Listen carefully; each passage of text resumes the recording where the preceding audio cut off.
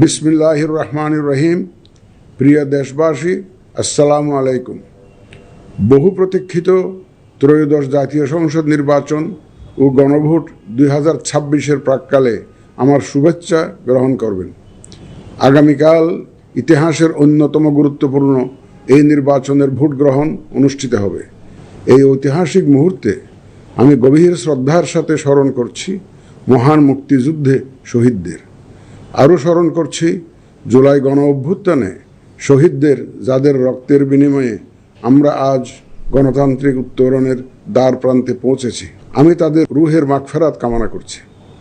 আমি একই সাথে আহত জুলাই যোদ্ধাদের আশু আরোগ্য ও স্বাভাবিক জীবনের জন্য দোয়া করছি। আকিস সিমেন্টে তৈরি এ বাড়ি, সিমেন্টে লোহার শক্তি। আয়রন স্ল্যাগ সমৃদ্ধ আকিস সিমেন্ট, সিমেন্টে লোহার শক্তি। প্রিয় দেশবাসী, এই নির্বাচনে ভোটদান আমাদের শুধু নাগরিক অধিকারই নয়, বরং দায়িত্ব। আমি আশা করি আপনারা সকলে সচেতনভাবে এই দায়িত্ব পালন করবেন। রাজনৈতিক দল, প্রার্থী ও ভোটারদের প্রতি আহ্বান, শান্তি ও সৌহার্দ্যপূর্ণ পরিবেশ রক্ষার্থে সকলে দায়িত্বশীল ও যত্নবান হবেন। ভিন্নমত গণতান্ত্রিক প্রক্রিয়ায় একটি স্বাভাবিক বিষয়। এই বিষয়টি স্মরণে রেখে আপনারা উৎসবমুখর পরিবেশ নিশ্চিত করে স্বতঃস্ফূর্তভাবে ভোট কেন্দ্রে আসবেন, পছন্দের প্রার্থীকে ভোট দেবেন এবং গণতান্ত্রিক প্রক্রিয়ার স্বাভাবিক পরিণতি হিসাবে জয় পরাজয়কে মেনে নেবেন।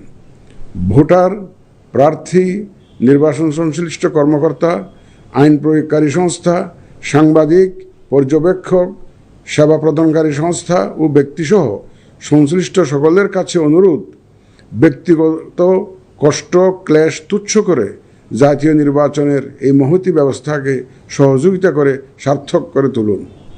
প্রিয় ভোটারগণ, আমরা শান্তিপূর্ণ ও উৎসবমুখর পরিবেশে নির্বাচন অনুষ্ঠান করতে চাই।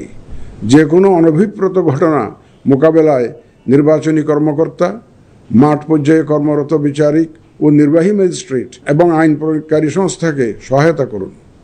আমাদের সকলের সম্মিলিত প্রচেষ্টায় আমরা একটি সুষ্ঠু, সুন্দর, শান্তিপূর্ণ ও উৎসবমুখর নির্বাচনের সাক্ষী হতে পারব, এই প্রত্যাশা ব্যক্ত করে এবং পুনরায় আপনাদের স্বতঃস্ফূর্ত অংশগ্রহণ কামনা করে শেষ করছি।